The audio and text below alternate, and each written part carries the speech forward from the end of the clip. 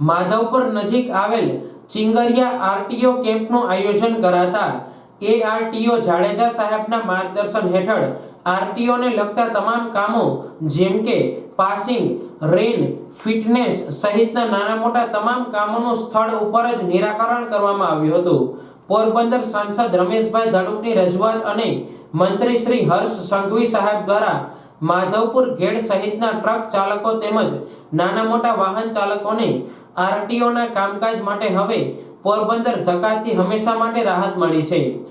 માધવપુર અને સિંગરિયાની વચ્ચે રાખેલો છે અને તે કેમ્પ બહુ સરસ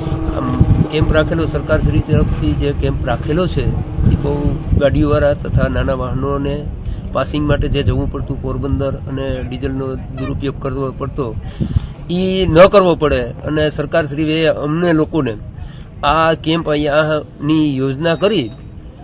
એ યોજના સરસ અને સારી રીતે કરેલી છે અને અમને પણ બહુ જ સરસ ઓલું થયું કે નહીં બરાબર છે, આ કેમ્પ રાખ્યો તો આપણે પોરબંદર છેટ આરટીઓ સુધી જવું ન પડે અને આપણો ટાઈમ પણ વેસ્ટ ન થાય। અને આ સરકાર આવી જ રીતે વારંવાર જો 6 મહિને કે વર્ષથી એ કેમ્પ રાખ્યા કરે તો ગાડીઓવાળા છે, પછી નાના વાહનો જેવા કે રિક્ષાઓ, છકડાઓ, પછી મોટરસાઇકલો, જે તે કોઈ પણ વ્યક્તિ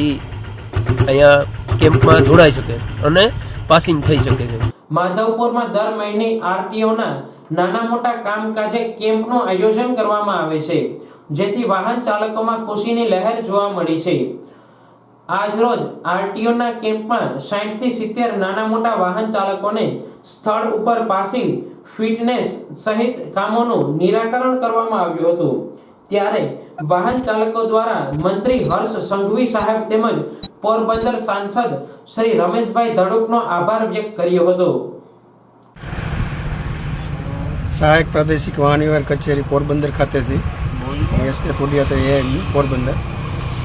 દર વખતની જેમ આ વખતે દર મહિનાની 10 થી 15 તારીખ સુધીમાં આયોજન કરવામાં આવે છે ફિટનેસ કેમ્પનું, કે જેથી કરીને જે માધવપુર આ બાજુની જે મોટરિંગ પબ્લિક છે એને ત્યાં પોરબંદર ધક્કો ના થાય, અગવડતા ના પડે એના અનુસંધાનમાં આ 7મો ફિટનેસ કેમ્પ અહીંયા રાખેલો છે। એના અનુસંધાનમાં એઆરટીઓ પોરબંદરથી હું અહીંયા ફિટનેસ માટે આવેલો છું, જેથી કરીને મોટરિંગ પબ્લિકને અગવડતા ના પડે અને એનો સમય બચે। જય હિન્દ।